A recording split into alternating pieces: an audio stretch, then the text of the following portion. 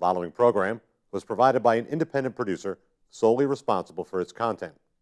The opinions expressed do not necessarily represent the views of this station, its staff, board of directors, or underwriters.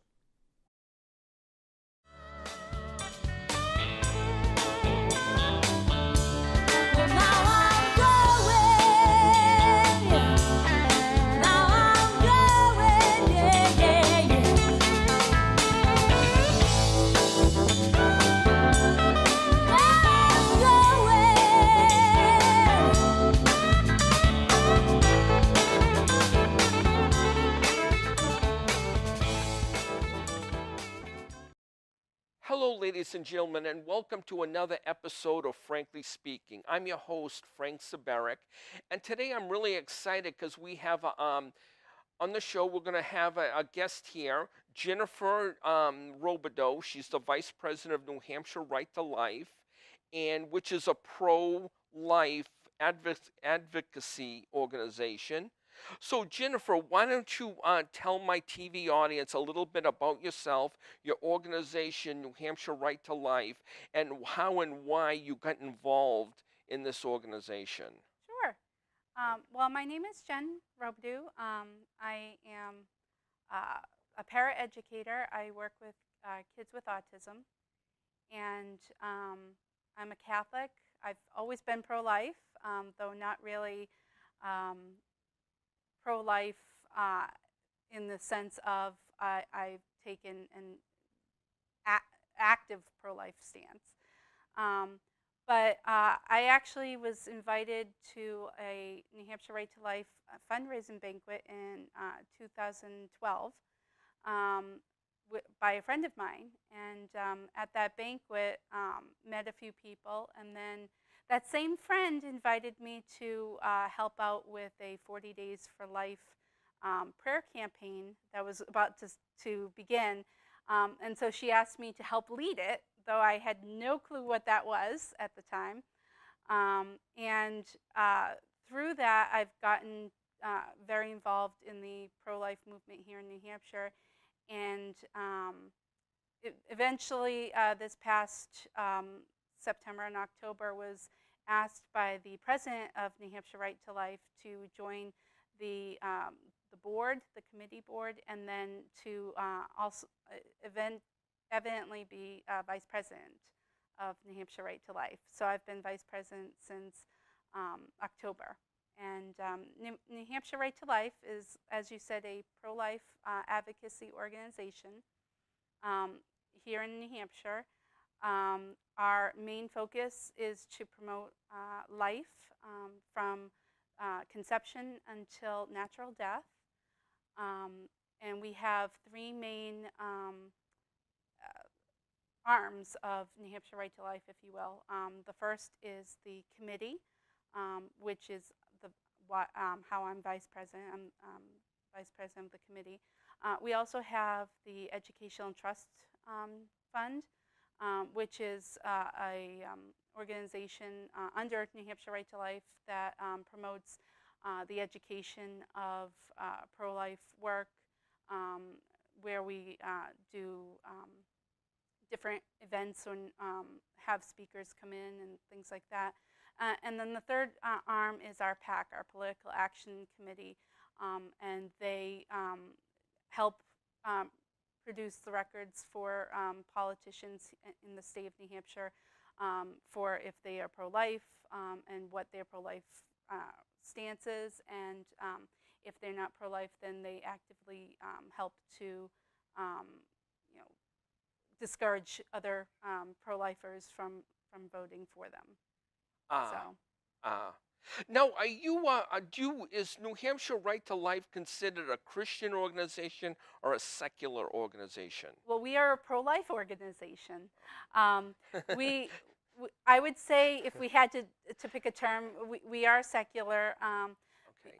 but most of our board members are Christian, because the view, especially in Christianity, is the view of pro-life, and making sure that we are taking care of our youngest members of our human family in the womb, and then our oldest members are elderly and those who are sick and disabled. The one thing I caught, because you're looking at New Hampshire Right to Life, I think of, preventing abortions. Yes. But you also prevent, like, mercy killings Yes. of people who are, like, suffering from cancer and stuff? Well, we don't see it as mercy killing. The way we look at it is euthanasia is a way to end a person's life through medical means before their time is up, basically. And to me and to our organization, we're not respecting our life if we are taking life. So it's more of the respect for all life. Okay. So let's get right to the basic. Well, I think these would be basic talking points on probably like your website, which is an excellent website, by the Thank way. you. I We're very encourage proud people of to it. go on nhrtl.org. Yes. Excellent, excellent. But getting right to the heart of the thing. How would you counsel a young lady who got pregnant either through rape or incest and wants an abortion? That's usually that people think that is a tough situation, and it is. I'm a sidewalk counselor. One of the things I didn't mention in my intro, I actually go to Planned Parenthood in Manchester Wow. on certain days when Okay. I'm available, and try to talk to the women going in on, to the Planned Parenthood to see if there is something I can help them with. And one of the things that people say is that, well, what about rape and incest? And New Hampshire Right to Life is no exceptions organization. That means no matter if you have been raped or if the health of the mother is in question or anything like that, we don't believe in abortion, period. So for rape and incest, it is a difficult situation. You have a woman who has been violated in a horrible way. And on top of this, then she finds out she's carrying a new life. And the first thing most people would say, well, is just get rid of that life. And that's not the case. We have to remember now that there are two lives involved. And one life has already been a victim, the woman, the mother. The other life is that child, and that child did nothing wrong. That child is also a victim, and we have to care for both. And so we need to help that woman to realize that she could bring about a bad situation and give it a positive outcome by either having the child and raising that child, or giving that child up for adoption to a loving couple who's been waiting to have a child. So we look at it as a positive that came out of a negative. So we need to help counsel these women. The reason for New Hampshire's Right to Life stance isn't just from a theoretical point of view. We actually have a person on our board. Her name is Darlene Pollock. You can look her up. Her story's out there. And she also gave me permission today to speak of it.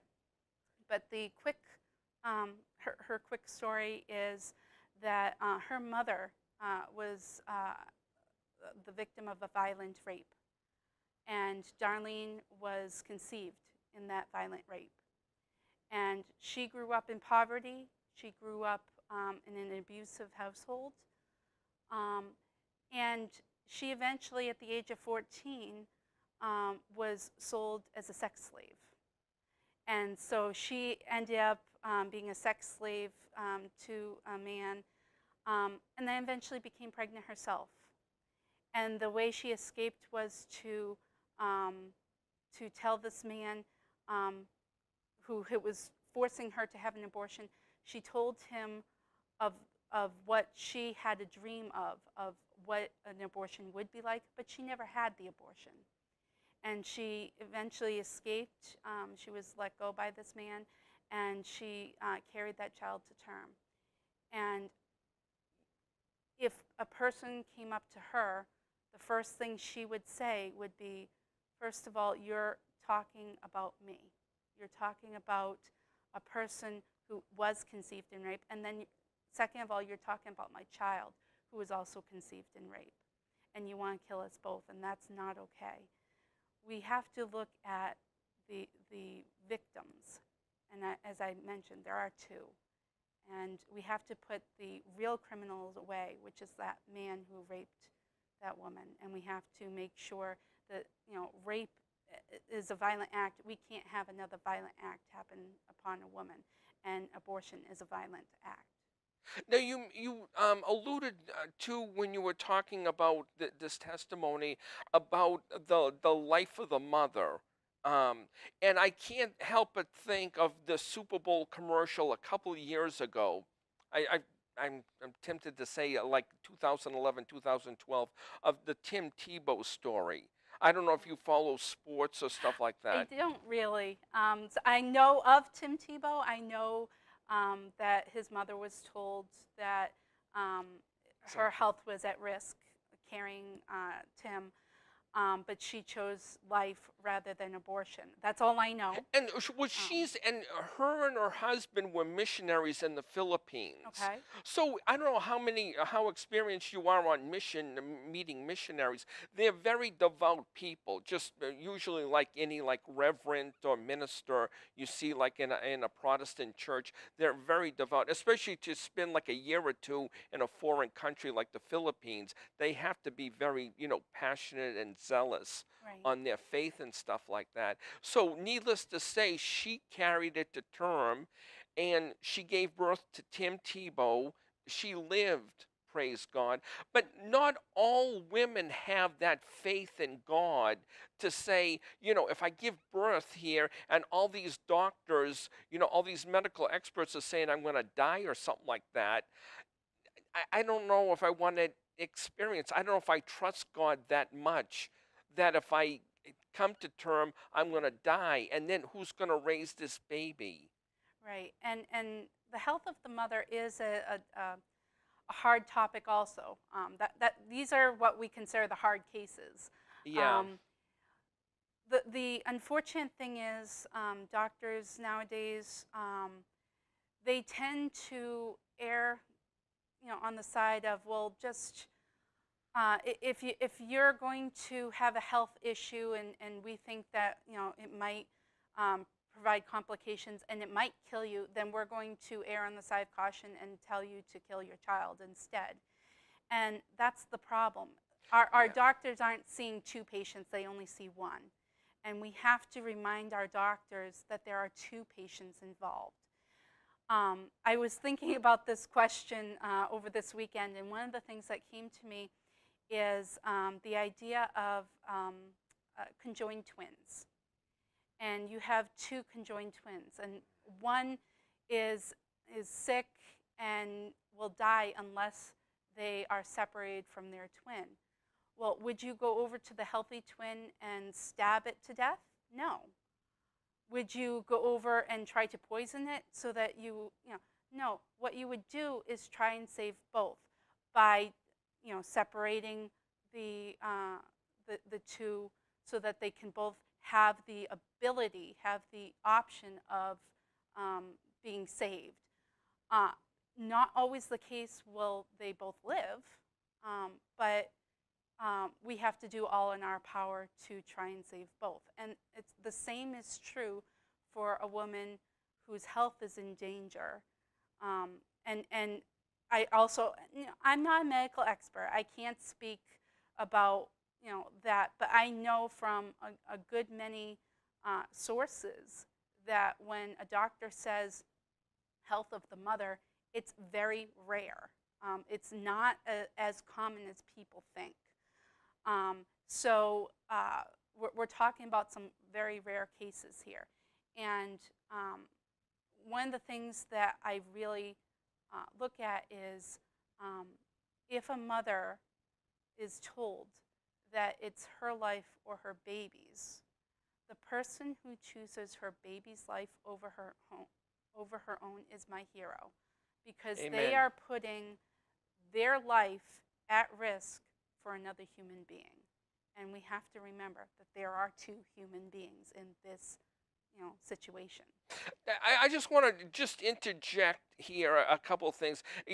When I think of like Tim Tebow, you say you don't follow sports that much, and he's in a situation where he was a great college quarterback, won two national championships. He won the Heisman Trophy, which is like the most valuable player in college football, but he doesn't have the mechanics of being a quarterback in the National Football League. So he Okay. got drafted high in the first round. He had a good run his first or second year, made the AFC Championship, and then afterwards they kind of caught on to his style, and he never quite made it. But he's still a great role model for everyone who knows him, Right. especially Christians. He would take like girls who have cancer victims and the shaved heads, or ALS victims who are in a wheelchair, both with months to live, and take them to the prom. What Christian guys don't do that. He's a special kind. When God made Tim Tebow, he kind of broke the mold. And I think the world, and especially the United States, would be very dismissed if he was aborted like 25, 30 years ago by his mother. Right. And what amazing person would we have missed? What Exactly. amazing people are we missing because they have been aborted? Exactly. Sometimes you wonder that when we get to see God on Judgment Day, and when we get to talk to Jesus a little bit, saying, how come, why cancer, Alzheimer's, AIDS, ALS, why are people afflicted that? What if they say, what if Jesus says, well, they gave the solution to all those problems, but unfortunately they were all aborted, Right. sometime when in the United States. Right. So you don't know, out of the 60 million people who have been aborted since 67, the passage of Roe v. Wade, what potential they had to change the country, to change the world for the better. Right. So I don't know. It gives you a lot to think about, and a lot to. Yeah. It Yeah, does. You know, the, the the statistics of all these children we have lost through abortion is staggering. I believe it's now over 60 million, or maybe I have my numbers wrong. Maybe it's even higher. But imagine all those people that we are missing, that exactly. our friends that we could have had, our spouses, our grandchildren, our children. We're missing all those people, and it's the fault of our society of not respecting life enough and not valuing it enough to see the weakest and the smallest as a human being, a human person. Incredible. Okay, so moving right along to my questions. How would you advise a pregnant young lady who was told by her doctor that her baby would be severely deformed or handicapped, and it'd be in her best interest to get an abortion? The Well, same way, or? the way I look at it is, why does a disability define a person? Why do we look at a person um, who is disabled or has a medical issue and think that they are less of a human being? Um, I actually have one of my closest friends is in a wheelchair due to Parkinson's disease. She got it as a child, which is very, very rare. Um, I work with kids with autism. Autism is usually diagnosed when kids are 2 or 3 years old, but if it was diagnosed in the womb, all these children being diagnosed with autism, I'm afraid that they might be aborted. And some of these kids, they're a joy in my life, or all of the kids that I work with, they're a joy in my life. I love my job. The, um, the kids with Down syndrome, 90% of kids who get the test when a mother gets that test, and 90% choose to have an abortion. Only 10% of Down syndrome kids are alive, are brought to term. That's horrible, just because they have an extra chromosome. Why does that make a difference? Why does that mean that their life is worth less than ours? I see it as a horrible thing. My cousin, he has his fourth son, or second son, his fourth child, was diagnosed a year and a half ago with a rare genetic disorder. Why does genetics make us less of a human? Like, genetics is what makes us human. Why having a rare genetic disorder makes us less human, and why should we kill that person? So I work and live with people with disabilities and all these medical issues that, in retrospect can be either treated, or these people can live wonderful lives. And quality of life does not determine our life. It shouldn't determine if we live or die. If we need to definitely focus on the quality of life. We don't want people to be suffering, but at the same time, that doesn't determine whether we kill them or not. I hear ya. I hear ya. So, have you ever what would you say to like a pro-choice advocate that would argue that a fetus or embryo doesn't actually become a living human being until the quote-unquote first breath? Right. Well, my first thought is that they are living in a fantasy world. They are not even using science. Science tells us when life begins. Life begins at the moment of conception, when the egg and sperm meet. Recently, there was an article that was published, and I really didn't read it. I've just heard about it. But scientists have seen the spark of life. They said that some type of zinc chemical reaction that happens when the sperm and the egg meet. And they have actually videotaped and witnessed this light being given off at that moment. And it doesn't happen unless the egg and the sperm meet. That is life, because once that egg and sperm meet, then the cells start dividing, and it starts to grow. Life is about growing and getting nutrition and being able to live. I brought some fetal models. These are models that we use when we sidewalk counsel, when we talk to the women. And you can hold one. Oh. These are made so that they feel like a child in the womb. They are made to look exactly like a child at 12 weeks gestational age in the womb. If you notice, all of the organs are present.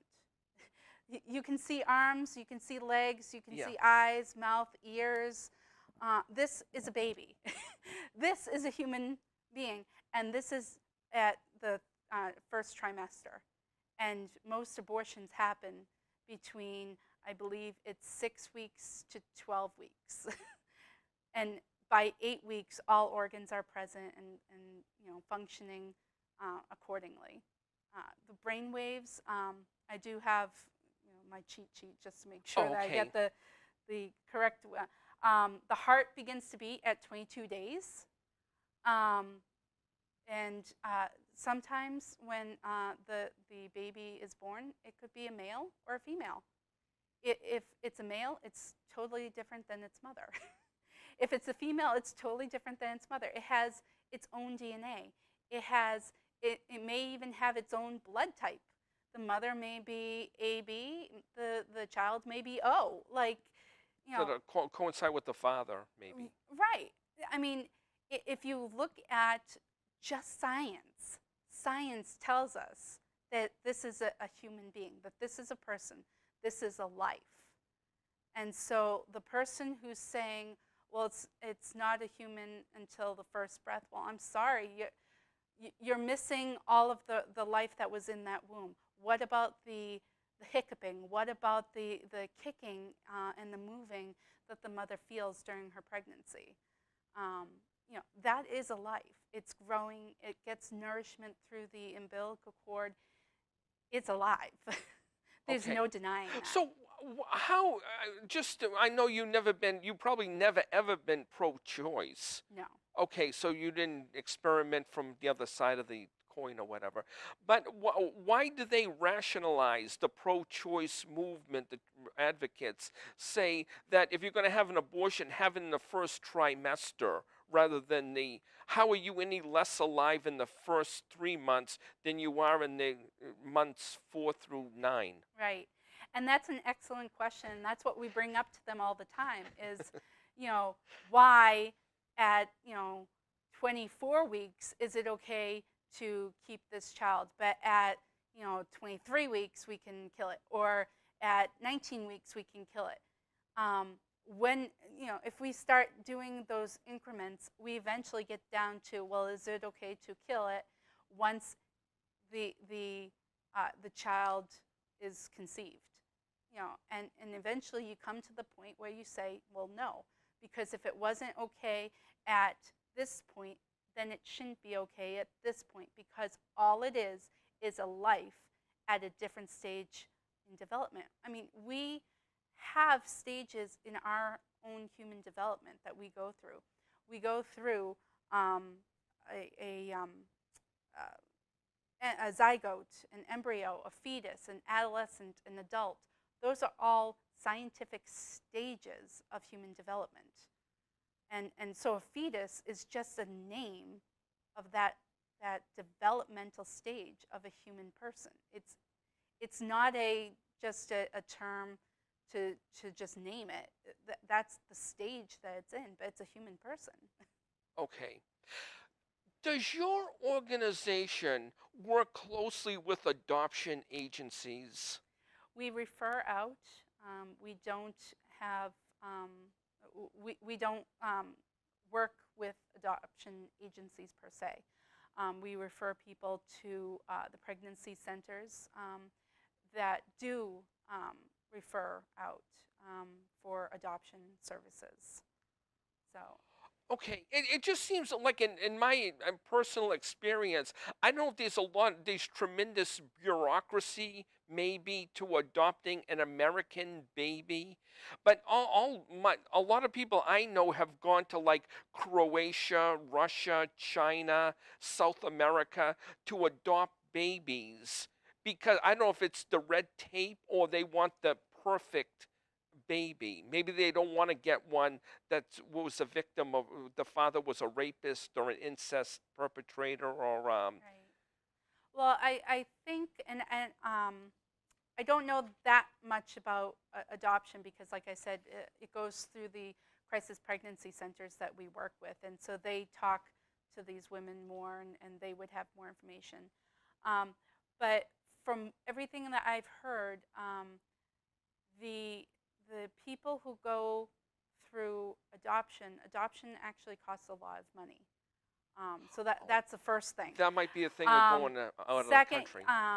is a lot of the children in the foster care system, I'm told, are in there not because they are not, people are not adopting them. It's because they're still in the legal system, and maybe the parental rights haven't been cut off yet, or they'll be put with another family member. So there's a lot of children in the foster care system that are not being able to adopt at this time. But a lot of the times, if a child is given up for adoption, a lot of the times it happens quickly. and the people going to other countries, thank you for going to other countries to adopt these babies, because they also need to be adopted, Amen. and they also need to be shown To be loved to be loved, and to shown that their life is still as sacred as a life in this country.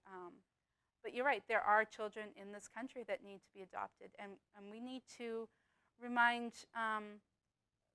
couples who are looking to have a child, whether it be couples who are infertile or having trouble conceiving, or couples who want to expand their families. We want to be able to remind them that this is an option. Open your arms, open your hearts up, and love these children and adopt these children, because they need homes. Amen. Amen. So, Roe v. Wade became the law of the land, making abortion legal in the United States since about 1967. 1973, to be precise. Oh, 73. Yeah. Okay. And since then, it's about on or about 60 million embryos and fetuses have been aborted, Right. which is approximately 5 times as many than the Holocaust, because Adolf Hitler executed 11 million Jews in that Holocaust. So, do you foresee that the U.S. Supreme Court, would ever overturn Roe v. Wade in your lifetime? Gosh, I hope so. The problem with Roe v. Wade, also has a sister case that goes along with it. So Roe v. Wade was decided in 1973, and it declared that women in this country have the quote-unquote right to an abortion through what they found in the Constitution under the right to privacy. So that declared abortion a quote-unquote right. Doe versus Bolton was also decided on that same day, and it was another case very similar to it, and that case then allowed abortion through all 9 months for any reason. So when we talk about Roe v. Wade, I always want to make sure that people realize there are 2 cases that we need to overturn. If we overturn Roe v. Wade, it overturns Doe versus Bolton. But Roe v. Wade, as I said, was based on the assumption that we have a right to privacy. But what people forget is we have the right to life. That is one of the 3 rights that we have, right to life, liberty, and the pursuit of happiness. If you notice, life is the first thing that is mentioned. So we have a right to life, and that should supersede anything else. And I'm not saying that woman, should lose her privacy. I'm just saying that child's right to life should be respected.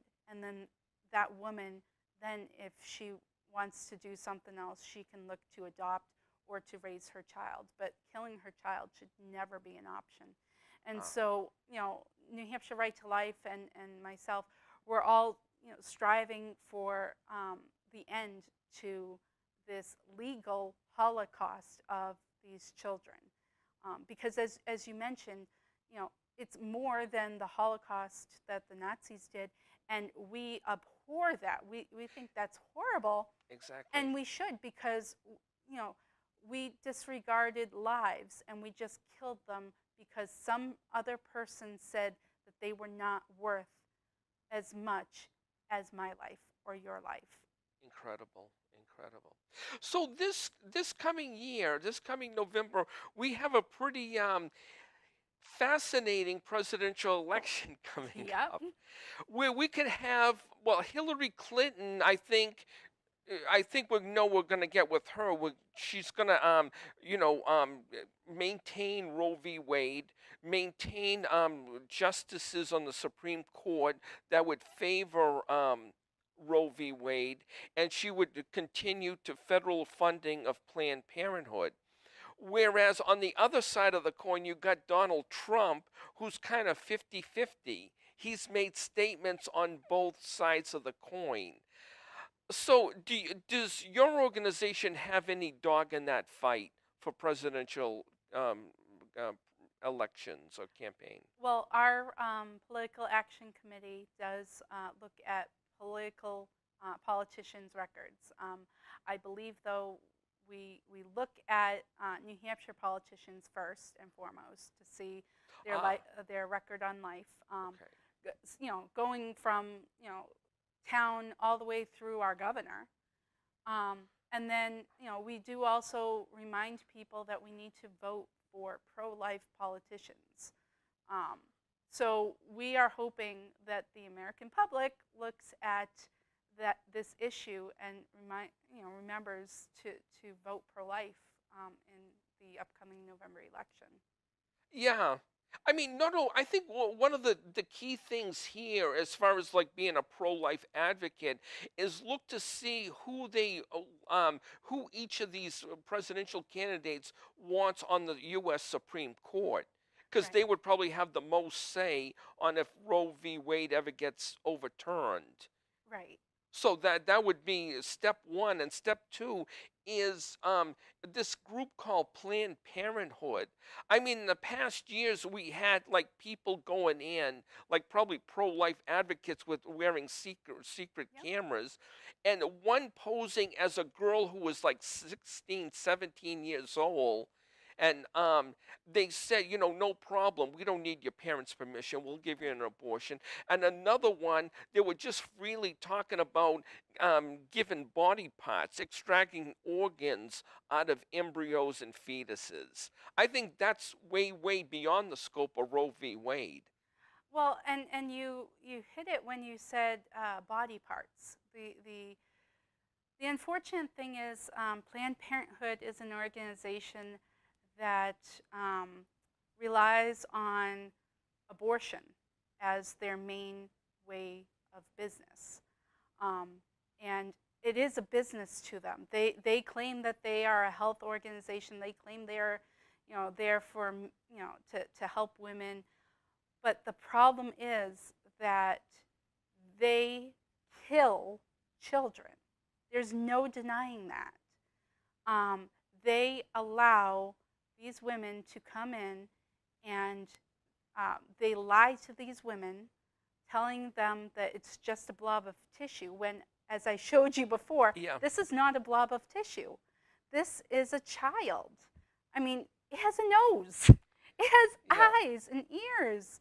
It's not a blob of tissue. And the sad part is, women think that that's where they are in their pregnancy, is just, it doesn't look like a human being. And the sad part is, it is. And then the same organization that tells these women it's just a blob of tissue then turns around and says, we'll sell body parts and we'll give body parts to medical research facilities. And I'm sorry, if you're looking at one side and saying it's a blob of tissue and then looking at the other side and saying it's baby body parts, then you have a problem there. I agree. And that's why, when David Daleiden and his organization, the Center for Medical Progress, put out those videos, he's the one who went in undercover and found out about the baby body parts scandal. When he did that, he became my hero. Yeah. And same with Lila Rose, who did all those undercover live action videos of the 16-year-old going for an abortion, or asking, can my money go to just kill off black babies? Because that's the other thing is Planned Parenthood was created by Margaret Sanger, who is a notorious eugenicist. She did not like the black population. She did not like the handicapped or disabled population. She called them weeds, and we need to get rid of them, is what she said.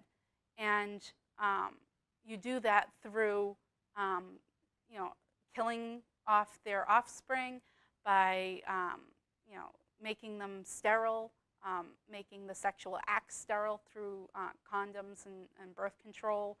And so her whole idea was just to get rid of the blacks and the undesirables in her eyes. And, unfortunately, that's what Planned Parenthood was based off of. Yeah.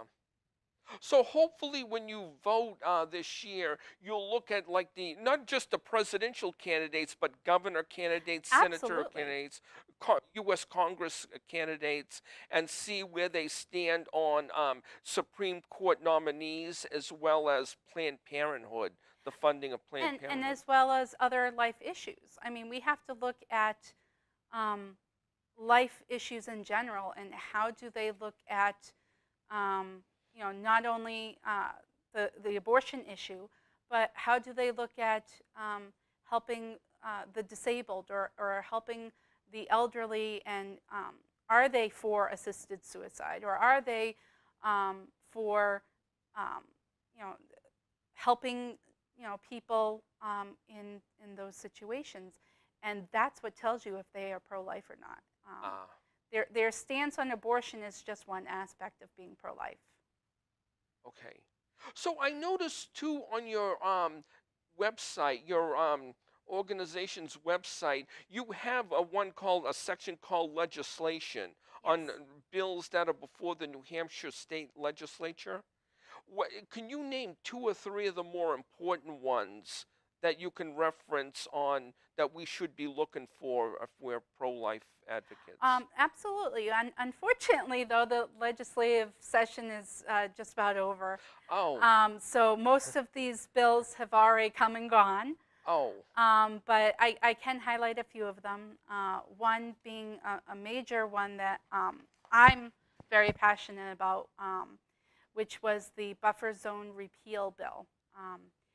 A couple years ago, the New Hampshire legislature put up a bill that became law to restrict access to the public sidewalk in front of abortion clinics. And that became known as a buffer zone. There are buffer zones, in this type of legislation throughout the country, but most have been struck down. And the reason why is because in Massachusetts a couple years ago, there was a court case that went to the Supreme Court where they were trying to restrict access of just pro-lifers from the entrance of the abortion facility. And it went to the Supreme Court, and the Supreme Court struck it down. Why? Because of freedom of speech. Because we have the right to be on public sidewalks and to be able to talk to people and have our own opinions. And the unfortunate thing is the New Hampshire legislature knew about this court case in Massachusetts and went ahead and put this law through, put this legislation through, and it became law. Now, it was based off of the Massachusetts law that ended up being struck down by the court, but it still restricts access to public right-of-ways outside of abortion facilities for up to 25 feet, and the abortion facility is the one who can help determine the area as to how far away pro-lifers can stand. There's multiple issues with this law. This law has not gone into effect, and one of the reasons why is because a lawsuit was immediately put forth, an injunction was put forth to stop this law from taking effect. The lawsuit was dismissed just a couple months ago, and we've been trying in the legislature to repeal this horrible law. So we're hoping to put forth another bill again in the next legislative session to repeal this law. It keeps dying in the Senate 12-12, unfortunately. We just have, it's an even split, and we just can't get enough pro-lifers to really overturn it. So unfortunately, that's that bill. Another one is a fetal homicide. As I've mentioned, if you look at it, this is a child. This is a human being. And when a mother goes and has, either a car accident or is assaulted in some way, and she's carrying this child in her womb, in the state of New Hampshire, that child is not recognized.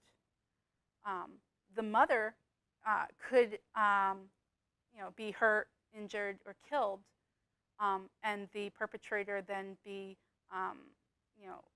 brought charges against for the life of the mother and what he did to the mother. But unfortunately, in the state of New Hampshire, we don't have the same respect. We don't have the same, things to help this child. So we are trying to put forth a bill for fetal homicide. We've put it through multiple times. It keeps getting struck down because people are afraid that if a fetal homicide bill goes through, then it might affect abortion. And God forbid we stop that, But the problem is that, people are having car accidents and killing the child, but the mother lives. That happened to Representative Leon Rideout's family member, a family member of his I believe it was daughter, but I'm not quite sure. But she ended up being in a car accident, lost her child, and this was a wanted child. Now, no matter if a child is wanted or not, it's still a child. Yeah. But she couldn't put a manslaughter charge to that person who struck her because we don't have a fetal homicide bill in the state of New Hampshire. And 40 other states in the United States have fetal homicide bills. Why doesn't New Hampshire? Good point. And it doesn't stop them from having abortions either. Unbelievable. So, getting off the subject, isn't there a situation in Oklahoma where the state legislature in Oklahoma, I think it's Oklahoma, where they said there's not going to be any more legal abortions? But that's going against Roe v. Wade, so I don't know how. Yeah, I don't know that much about that. Okay. I did hear something to that effect, but I Oh, haven't okay. read up on it. I should have Googled it and got more information, but that's all right. So, me and you probably have met before. The annual Soul Fest Christian Festival at Gunstock every August. Have you been going there the past couple of years?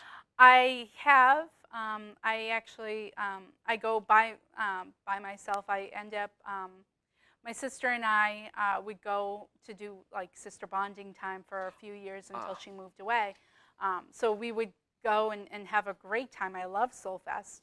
And then last year I went to help out the New Hampshire Right to Life booth. We do have a booth there.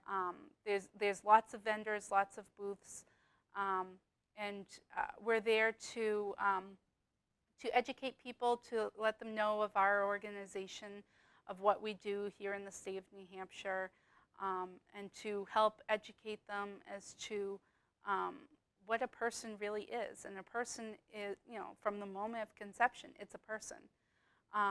All the way up until natural death, you're still a person. And we need to remind people that a person has the right to life. Yeah. And so we're there to remind people, when they're having a great time at this music festival, that we still need to be respectful of all life. From the weakest and smallest. Now, do you solicit like monetary contributions as well as like volunteers to your organization at that display table at Soulfest? I don't believe we can take donations via the Soulfest rules. I'm not quite sure on that, but we as an organization do take donations. We are very thrilled to get donations, and you can give online at our website, nhrtl.org. And then, yes, we're always in need of volunteers to come to our events. We also do some protests Oh. at different abortion clinics in the state or different abortion events. I'm the public action chair of New Hampshire Right to Life, as well as the vice president. And as the public action chair, I'm in charge of all the protests that we do. And so I've been very busy the last couple months as we've been protesting different Planned Parenthood events. One being the Cecile Richards and Hillary Clinton endorsement, Hillary Clinton endorsement from Planned Parenthood that happened in the state of New Hampshire during the presidential election.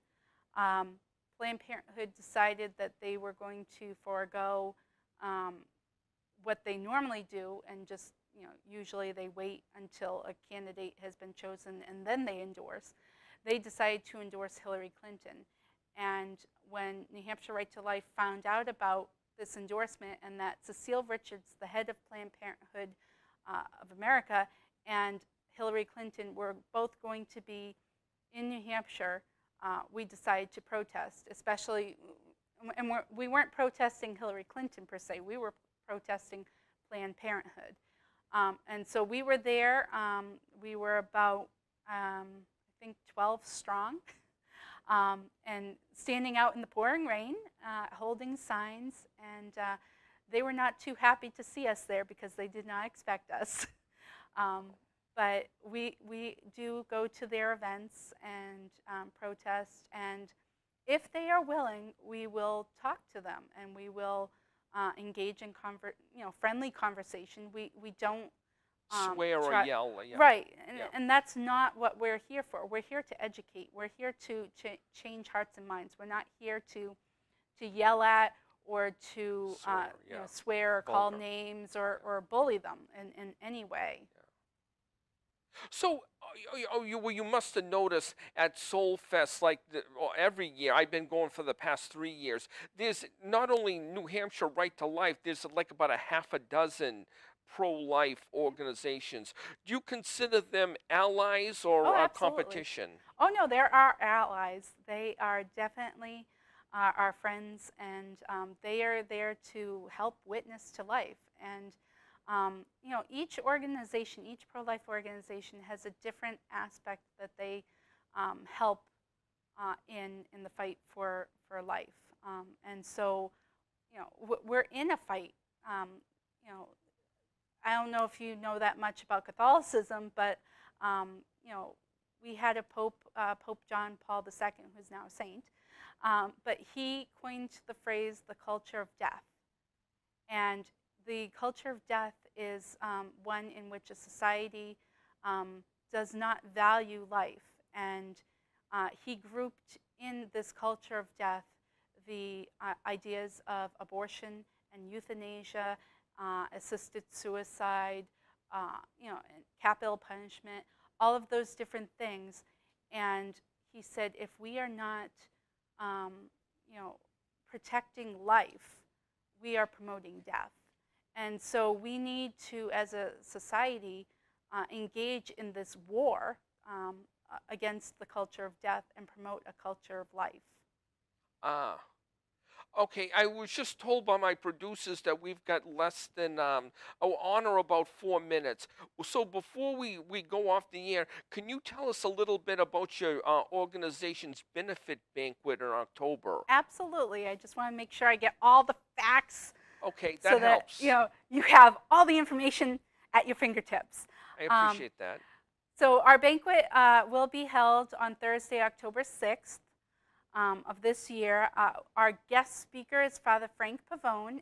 He is the National Director of Priests for Life, which is the largest pro-life ministry in the Catholic Church. And he is also the president of the National Pro-Life Religious Council. And he serves as the National Pastoral Director of both Silent No More Awareness Campaign and the Rachel's Vineyard, which is the world's largest ministry of healing after abortion. So our benefit banquet is our largest fundraiser of the year. And To be able to go to this benefit, you need to get your ticket. Tickets are selling fast. They are $55 per person or $550 per table before June 6th. After, it raises to $60 per person. And we only do advanced registration. There will be no tickets at the door. But reception will be from 5:30 to 6:30, and the dinner and speakers from 6:45 to 9:15. And it will be at the Executive Court banquet facility in Manchester. And I'm told that the food is phenomenal. We will be having chicken. Chicken Marsala. Yeah. I love that. So, so yeah, it's very a very wonderful banquet. I've gone to the last 3. And if for more information, you can go to our website, Definitely. www.nhrtl.org. One thing about your website, I noticed that you don't offer a store or merchandising on your thing. Yes. Now, do you think that might go in a different one thing I noticed in Morningstar, I saw a pro-life shirt one time with little bloody infant footprints, and it had the inscription, "It's easy to be pro-choice when you're not the one being murdered." Right. I mean, why not sell T-shirts like that and, help your funding go through the roof? Well, that's an interesting idea, but I think New Hampshire Right to Life, its focus is on promoting and educating for a culture of life. And there are organizations that are pro-life that actually do have stores that sell pro-life, T-shirts, hats, and coffee cups, bumper stickers, things like that. So you can get it. It's just not through New Hampshire Right to Life, because our organization has a focused mission of educating and helping to bring about a culture of life through our education, through our legislative efforts, things like that. Okay, and we can see you definitely this August at Soulfest. Yes, we will be there. So come to our booth. I can't guarantee that I will be there when you come to see me, but I will be around. Now, just for laughs and giggles, are you going to take the zip line down Gunstock Mountain? No. Oh, okay. I am not that adventurous. Sorry. You're not that adventurous, No. okay. But when it's humid 90 degrees and it's sticky and there's no swimming pools around that zip line looks awful nice. I'm sure it does. Yeah. Okay. But anyway, my producer just told me we're just about out of time. Miss Robidoux, it's been a pleasure, and I wish your organization the best, definitely, and my prayers and thoughts are definitely with the New Hampshire Right to Life group, and we hope this has been a blessing for all of you, and if you want to contribute, look up their website and go from there, and I hope you join us for the next time on Frankly Speaking. Thank you very much. Bye. Bye.